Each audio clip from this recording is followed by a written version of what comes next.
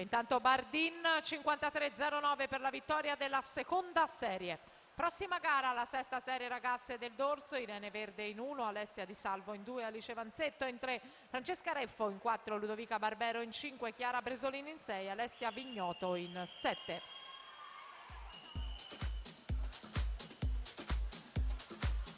Passaggio a metà gara con Manuel Frigo 24-25 per lui, che ai campionati di categoria è stato bronzo nei 100 stile libero in 51-01. Vasca Lunga ai giovanili 2013 era stato medagliato nel Dorso.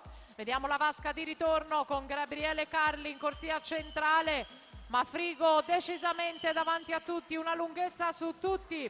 Si va a prendere la vittoria Manuel Frigo 50-38 davanti a Nicolò Scaldaferro 51-70. Doppietta Team Veneto con la terza